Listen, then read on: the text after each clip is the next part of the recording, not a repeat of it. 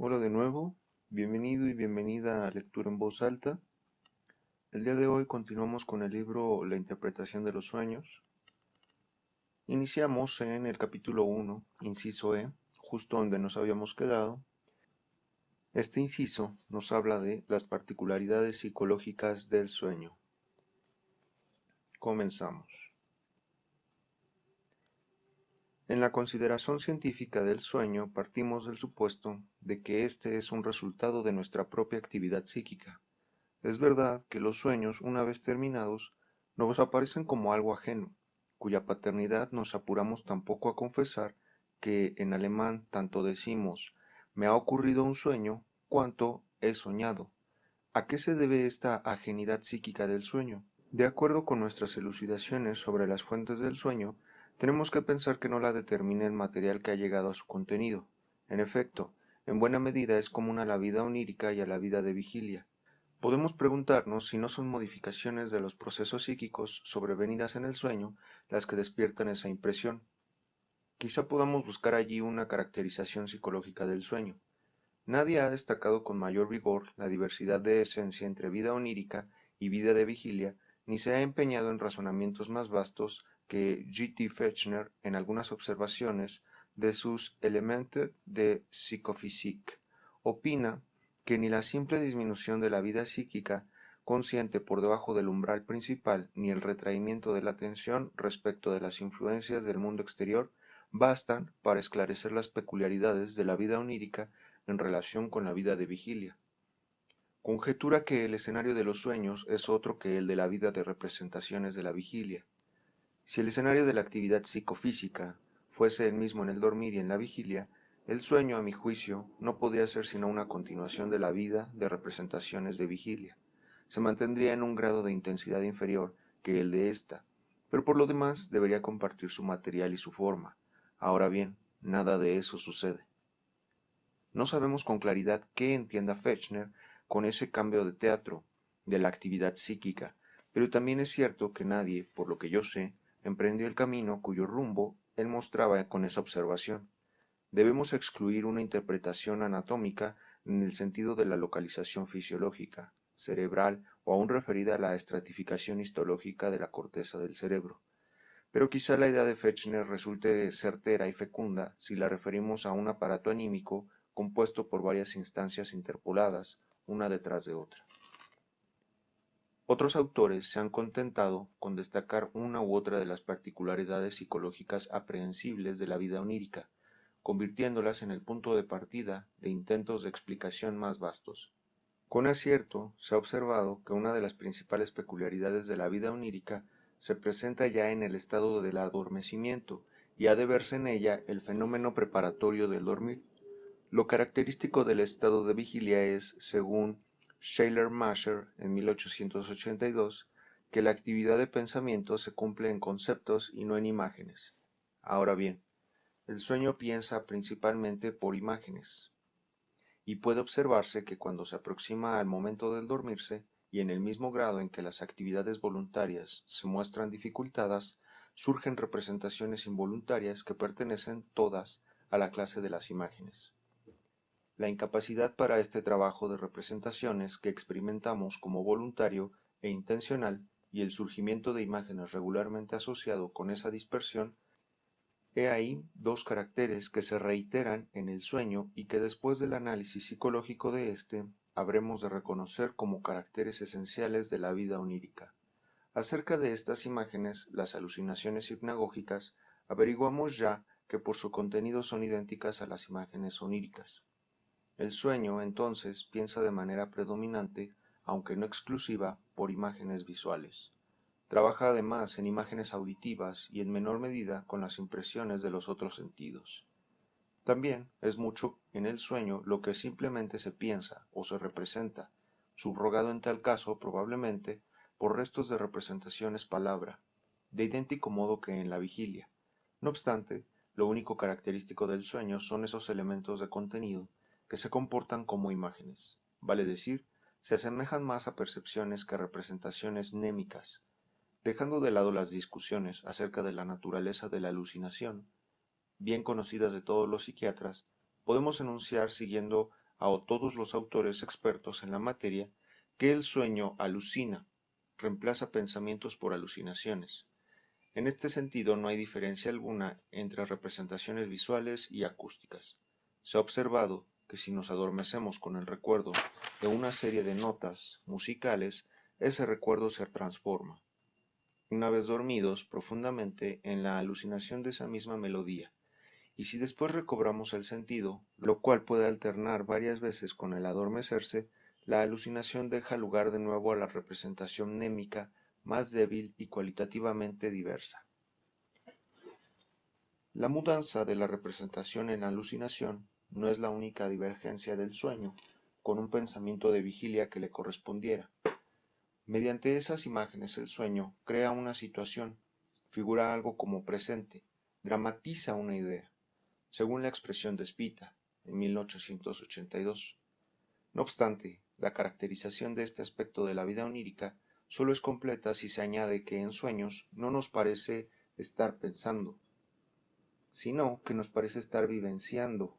Ello, por regla general, las excepciones requieren explicación particular, y por tanto se da pleno crédito a las alucinaciones.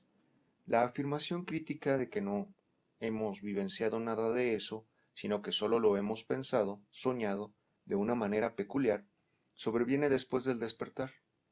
Este carácter separa al sueño genuino de la ensoñación diurna, que nunca se confunde con la realidad. Burdach ha resumido los caracteres de la vida onírica que consideramos hasta aquí en las siguientes frases. Y dice, rasgos esenciales del sueño son: inciso A. La actividad subjetiva de nuestra alma aparece como objetiva, por cuanto la facultad perceptiva aprehende los productos de la fantasía como si proviniesen de los sentidos. Inciso B. Con el dormir queda suprimido el albedrío, de ahí que al adormecimiento le corresponda una cierta pasividad. Las imágenes del sueño están condicionadas por la relajación del albedrío. Pasemos ahora al intento de explicar la credulidad del alma hacia las alucinaciones oníricas que sólo pueden entrar en escena después de suspendida una cierta actividad de albedrío. Strompel, 1877, explica que el alma en este estado se comporta correctamente y siguiendo su mecanismo.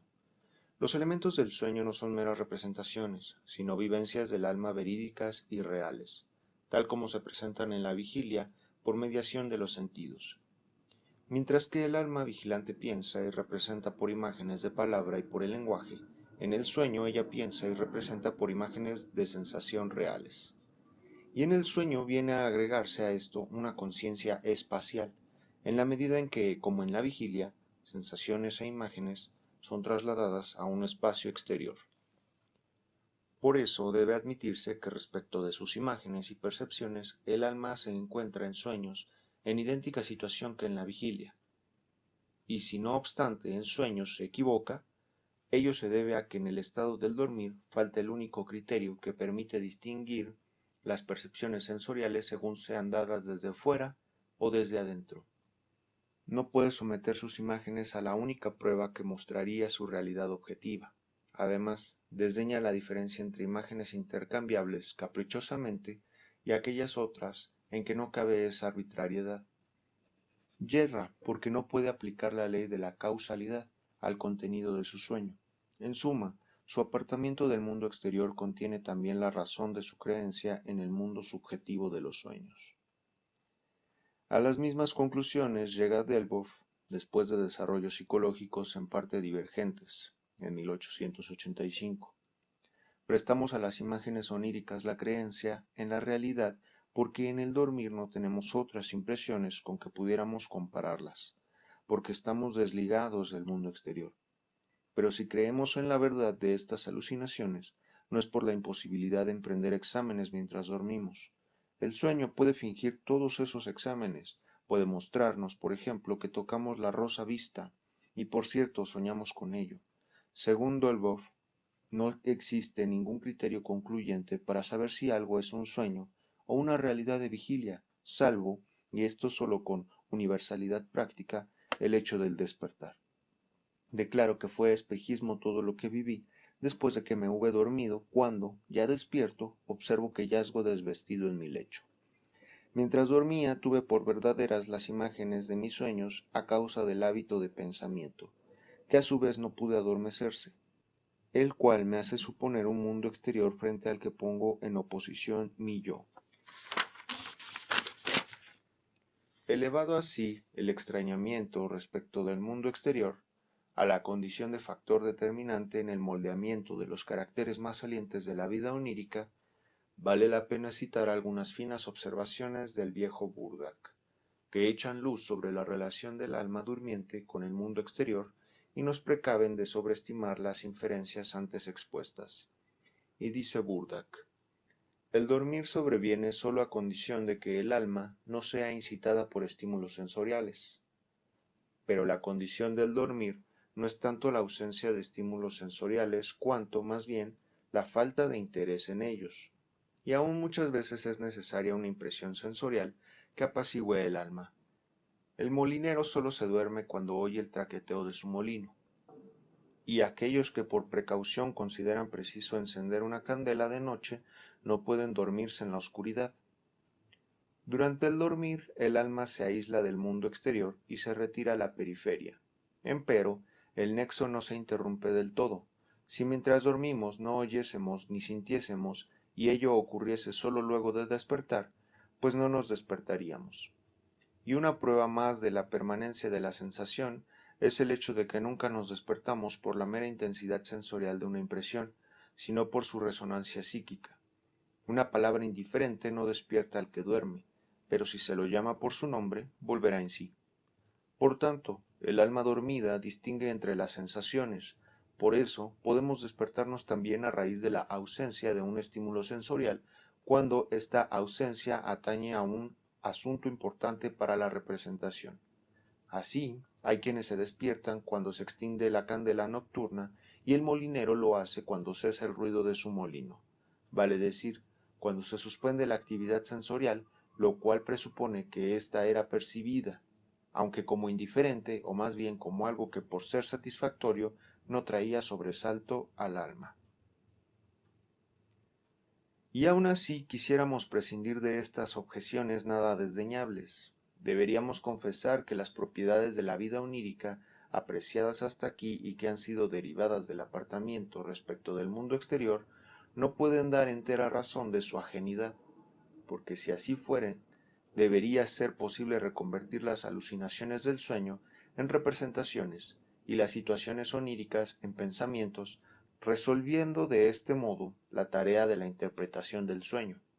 Esto en realidad es lo que intentamos cuando una vez despiertos reproducimos el sueño por el recuerdo que de él tenemos. Pero ya, logremos del todo o solo en parte esa retraducción, el sueño no pierde nada de su carácter enigmático. Todos los autores suponen también, sin detenerse en ello, que en el sueño ocurren otras alteraciones todavía más profundas del material de representaciones de la vigilia. Una de ellas es la que Strumpel procura discernir con las siguientes elucidaciones. Cuando cesan la actividad de la intuición sensible y la conciencia de la vida normal, el alma pierde también el suelo en que pudieran arraigar sus sentimientos, anhelos, intereses y acciones. También aquellos estados, sentimientos, intereses y valoraciones mentales que en la vigilia van unidos a las imágenes némicas están sometidos a una presión oscurecedora, a consecuencia de la cual se afloja su conexión con esas imágenes. Las imágenes perceptivas de cosas, personas, lugares, hechos y acciones de la vida despiertan muchas veces, se reproducen aisladas, pero ninguna de ellas trae consigo su valor psíquico. Este se ha desprendido de ellas, que por eso deambulan en el alma por sus propios medios. Este despojamiento de las imágenes de su valor psíquico, también atribuido al extrañamiento respecto del mundo exterior, ha de tener parte principal, según Strumpel, en la sensación de ajenidad con que el sueño se contrapone a la vida en nuestro recuerdo. Vimos que ya el adormecimiento conlleva la renuncia a una de las actividades psíquicas, a saber, a la guía voluntaria del decurso de las representaciones. Esto nos impone la conjetura, sugerida ya por otras consideraciones, de que el pasado del dormir se extendería también abarcando los desempeños anímicos. Quizás algunos de estos cesen por completo. Los restantes siguen trabajando imperturbados y en tales circunstancias pueden rendir un trabajo normal. He ahí la pregunta que ahora se nos plantea. Aquí emerge el punto de vista según el cual las peculiaridades del sueño podrían explicarse por la disminución del rendimiento psíquico durante el estado del dormir. La impresión que el sueño provoca a nuestro juicio vigilante viene en auxilio de ese punto de vista. El sueño es inconexo, no le repugna unir las contradicciones más ásperas, admite cosas imposibles, desecha el saber de que nos preciamos durante el día, nos muestra embotados en lo ético y lo moral. A quien en la vigilia quisiera portarse tal como el sueño lo exhibe en sus situaciones, lo tendríamos por insensato. Quien despierto hablase como lo hace en sueños, o quisiese comunicar cosas tal como ocurren en el contenido de los sueños, nos impresionaría como un confundido o deficiente mental. Por eso no creemos sino expresar un hecho cuando tasamos en muy poco la actividad psíquica durante el sueño, y en particular cuando afirmamos que las operaciones intelectuales superiores quedan en el sueño suspendidas o al menos gravemente deterioradas. Con insólita unanimidad de las excepciones daremos cuenta en otro lugar. Los autores han formado sobre el sueño este tipo de juicios que también llevan directamente a una teoría o explicación determinadas de la vida onírica. Es llegado el momento de que yo sustituya el resumen que vengo haciendo por una selección de sentencias de diversos autores, filósofos y médicos, acerca de los caracteres psicológicos del sueño. Según Lemoine, en 1855, la incoherencia de las imágenes oníricas es el único carácter esencial del sueño. Maury es del mismo parecer. Dice que no hay sueños que sean absolutamente racionales y no contengan alguna incoherencia, algún anacronismo o algún absurdo. Siguiendo a Hegel, dice Spita, que falta el sueño toda trabazón comprensible y objetiva. Dugas afirma, el sueño es la anarquía psíquica afectiva y mental. Es el juego de las funciones libradas a sí mismas y ejerciéndose sin control y sin meta. En el sueño el espíritu es un autómata espiritual. La falta de hilación, el aflojamiento y la mezcolanza de la vida ideativa que en la vigilia se mantiene cohesionada por el poder lógico del yo central son señalados aún por Volkelt, según cuya doctrina la actividad psíquica en modo alguno aparece sin objetivos durante el dormir. El carácter absurdo de los enlaces de representaciones que ocurren en el sueño difícilmente pueda condenarse con mayor vehemencia que la de Cicerón. Es imposible concebir una cosa tan trastornada, irregular o monstruosa que no podamos soñar. Fechner dice, es como si la actividad psicológica se trasladara del cerebro de una criatura racional al de un loco. Radstock, en 1879. De hecho, parece imposible discernir leyes fijas en ese loco ajetreo, sustrayéndose del control estricto de la voluntad y la atención racionales, que guían el decurso de las representaciones en la vigilia. El sueño lo confunde todo en el torbellino de su loco juego como un caleidoscopio. Hildebrandt, en 1875. Qué maravillosos saltos se permite el soñante, por ejemplo, en sus razonamientos. Cuán despreocupadamente ve invertirse las proposiciones empíricas más conocidas. Qué ridículas contradicciones puede admitir en los ordenamientos de la naturaleza y de la sociedad, antes que, como suele decirse, cargue las tintas y exagere el absurdo tanto que despertemos. En ocasiones multiplicamos sin cuidado alguno, 3 por 3 son 20. No nos asombra que un perro nos recite un verso, que un muerto vaya sobre sus propios pies a su tumba, que una roca flote en el agua. Con toda seriedad, nos encaminamos al condado de Bernburg o al principado de Liechtenstein para desempeñar la alta misión de pasar revista a la marina del país, o nos enrolamos como voluntarios en los ejércitos de Carlos XII, poco antes de la batalla de Poltava.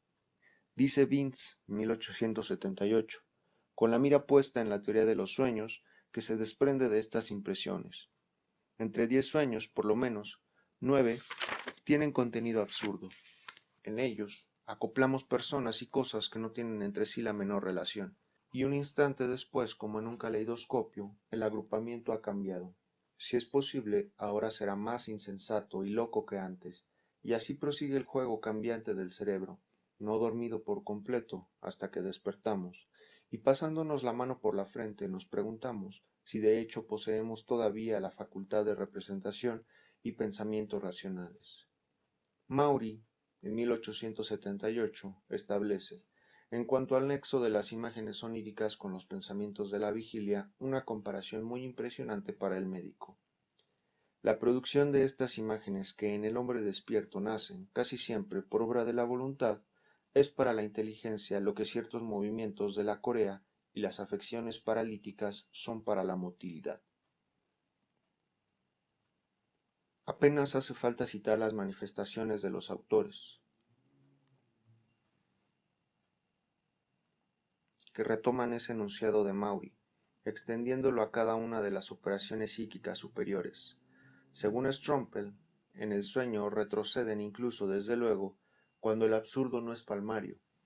Todas las operaciones lógicas del alma, las que descansan en nexos y relaciones, en 1877.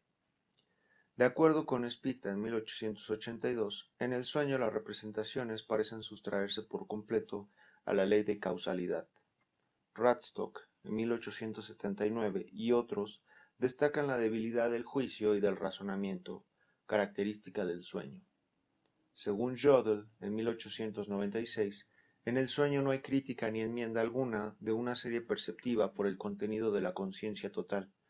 El mismo autor expresa: todas las variedades de la actividad consciente ocurren en el sueño, pero incompletas, inhibidas, aisladas unas de otras. Las contradicciones en que incurre el sueño, con relación a nuestro saber de vigilia, son explicadas por Stricker y por muchos otros, diciendo que en el sueño se olvidan hechos o se pierden las relaciones lógicas entre las representaciones. Estos autores, que en general pronuncian juicios tan desfavorables acerca de las operaciones psíquicas que se cumplen en los sueños, confiesan, no obstante, que les queda cierto resto de actividad anímica. Wundt, cuyas doctrinas fueron ley para tantos otros estudiosos de los problemas oníricos, lo admite expresamente. Cabría preguntarse entonces por la índole y la constitución de este resto de actividad psíquica normal que se exterioriza en los sueños. Ahora bien, es generalmente admitido que la capacidad de reproducción, la memoria, es la que menos parece sufrir en el sueño, y aún puede mostrar cierta superioridad respecto de esa misma función en la vigilia. Aunque una parte de los absurdos del sueño debe explicarse precisamente por el carácter olvidadizo de la vida onírica. Según Spita, el dormir no afecta a la vida del ánimo, y esta es la que después dirige el sueño. Por ánimo entiende la composición constante de los sentimientos, composición que constituye la esencia subjetiva más íntima del ser humano. Scholz, en 1887, considera que una de las actividades psíquicas que se exteriorizan en los sueños es la reinterpretación alegorizante, a que está sometido el material onírico. Siebeck comprueba también en el sueño la capacidad de interpretación completante del alma, en 1877, que ella ejercita con relación a todo percibir y a todo intuir. Resulta particularmente difícil discernir la posición que ocupa en el sueño la función psíquica supuestamente más elevada, la conciencia, puesto que sólo por la conciencia sabemos algo de los sueños. No puede dudarse de que se conserva en ellos. No obstante, Spita, en 1882, opina que en sueños se conserva sólo la conciencia, pero no la autoconciencia. Delboff confiesa que no alcanza a comprender ese distingo.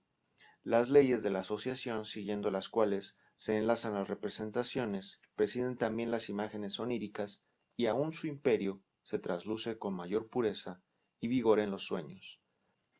Strompel, en 1877, dice: al parecer el sueño transcurre o bien siguiendo exclusivamente las leyes de las representaciones desnudas, o bien siguiendo las de los estímulos orgánicos que acompañan a esas representaciones. Vale decir, transcurre sin que la reflexión y el entendimiento el gusto estético y el juicio moral puedan nada con él. Los autores cuyas opiniones reproduzco aquí se representan la formación de los sueños más o menos del siguiente modo. La suma de las impresiones sensoriales sobrevenidas durante el dormir y que proceden de las diversas fuentes ya mencionadas en otro lugar, la sección C, despiertan primero en el alma una cantidad de representaciones que aparecen como alucinaciones. Wundt juzga más correcto hablar de ilusiones puesto que se originan en estímulos exteriores e interiores. Estas se enlazan entre sí siguiendo las conocidas leyes de la asociación y a su vez se evocan de acuerdo con esas mismas leyes.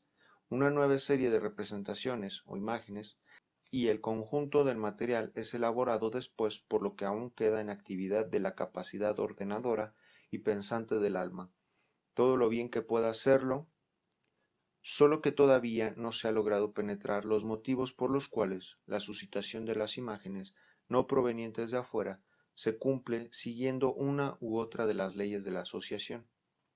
Pero repetidas veces se ha observado que las asociaciones que ligan a las representaciones oníricas son de tipo muy particular y difieren de las que actúan en el pensamiento de vigilia.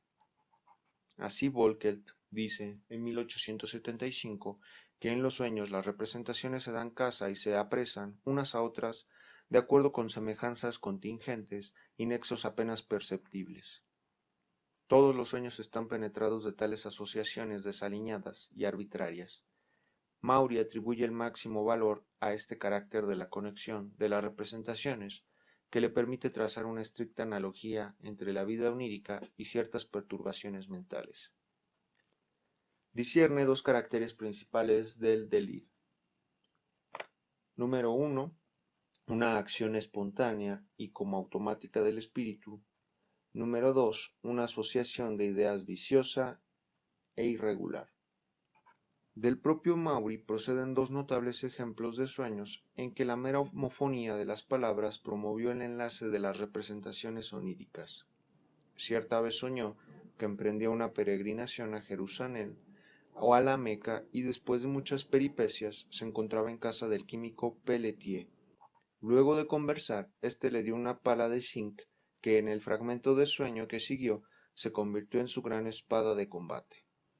Otra vez marchaba en sueños por la carretera y leía en los mojones los kilómetros. De pronto se encontró en casa de un boticario que tenía una gran balanza, y un hombre ponía pesas de 1 kilo en el platillo para pesar a Maury. Entonces el boticario le dijo: no está en París, sino en la isla de Gilolo. Después siguieron muchas imágenes en las que vio las flores de Lobelia y luego el general López, de cuya muerte había leído poco antes. Por último, se despertó jugando una partida de lotería. Ya estamos bien preparados para esperar que este menosprecio de las operaciones psíquicas del sueño haya encontrado sus contradictores. Por cierto, tal contradicción parece aquí difícil. Que uno de los desvalorizadores de la vida onírica asegure que las mismas leyes psicológicas que gobiernan en la vigilia presiden también en el sueño, o que otro, Dugas, en 1897, afirme que el sueño no es sin razón, ni siquiera es racionalidad pura.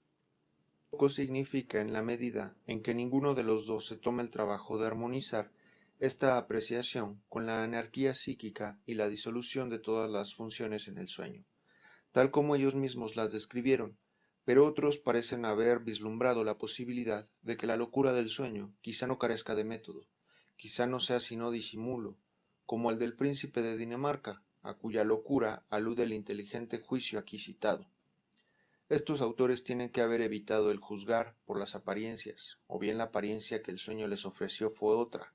Así, Havelock Ellis, 1899, que no quiere detenerse en el aparente absurdo del sueño, aprecia a éste como un mundo arcaico de vastas emociones y pensamientos imperfectos, cuyo estudio podría hacernos conocer estadios primitivos del desarrollo de la vida psíquica.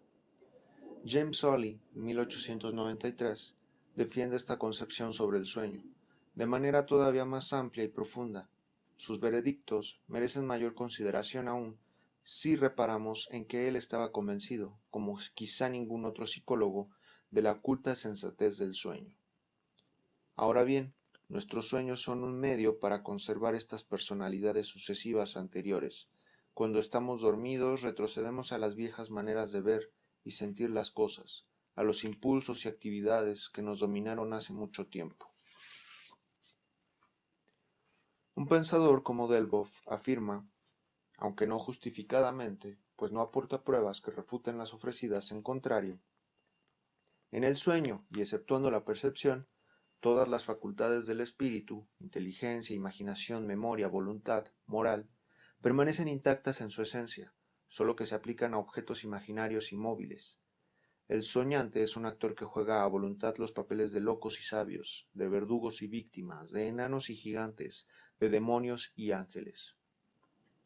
Quien parece haber cuestionado de la manera más enérgica la desvalorización del rendimiento psíquico en el sueño es el marqués de Hervey, contra el cual Maury polemizó vivamente y cuya obra ya no puede conseguir a pesar de todo mi empeño. Maury dice sobre él, en 1878, el marqués de Hervey otorga a la inteligencia en el dormir toda su libertad de acción y de atención.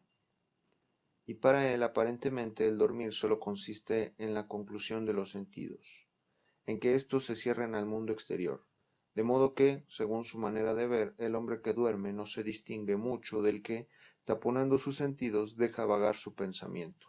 Entonces, toda la diferencia que separa el pensamiento ordinario del pensamiento del durmiente sería que en este último la idea adopta una forma visible, objetiva, y se parece hasta confundirse con ella, a la sensación determinada por los objetos exteriores.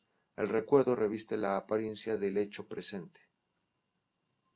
Pero Maury agrega que hay otra diferencia de capital importancia, a saber, que las facultades intelectuales del hombre dormido no muestran el equilibrio que conservan en el hombre despierto.